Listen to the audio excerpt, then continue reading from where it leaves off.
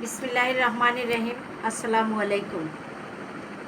জাতীয়তাবাদী দলের সকল নেতৃবৃন্দ, ভাই ও বোনেরা, আশা করি আপনারা সবাই ভালো আছেন।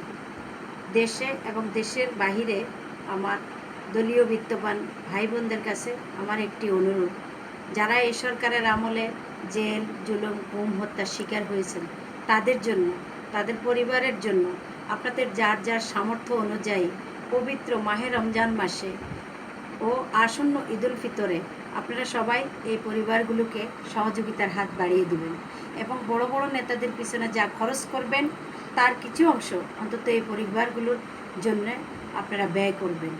এরকম অহরহ পরিবার সারা বাংলাদেশে ছড়িয়ে ছিটিয়ে আছে, যাদের কষ্ট আপনারা তাদের কাছে না গেলে অনুধাবন করতে পারবেন না, এরা যে কত কষ্টে আছে। আসুন না, আমরা সবাই এদের পাশে দাঁড়াই। এরা তো আমাদেরই পরিবার, বিএনপি পরিবার। আমরা যদি এদের পাশে না দাঁড়াই, এদের কষ্ট না বুঝি, তাহলে কারা এদের পাশে দাঁড়াবে, কারা এদের কষ্ট বুঝবে? আমি আমার বিএনপির সারা বাংলাদেশের সকল জেলার নেতৃবৃন্দ ভাই বোনদেরকে বলছি, এবং বিশেষ করে আমি আমার নোয়াখালী জেলার সকল বিত্তবান নেতৃবৃন্দ ভাই বোনদেরকে বলছি, যারা দেশ এবং দেশের বাহিরে আছেন, আশা করি আপনারা সবাই এই পরিবারগুলোর পাশে দাঁড়াবেন, তাদেরকে সহযোগিতার হাত বাড়িয়ে দিবেন। আমি একজন মাঠের নির্যাতিত নেত্রী হিসেবে এটা আমার বিশ্বাস, আপনারা এটুকু করবেন।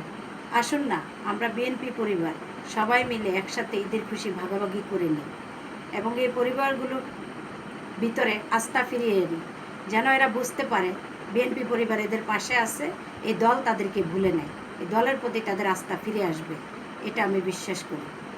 আশা করি আপনারা সবাই ভালো থাকবেন এবং আমাদের সবার জন্য দোয়া করবেন। আল্লাহ হাফেজ। বাংলাদেশ জিন্দাবাদ। আসসালামু আলাইকুম।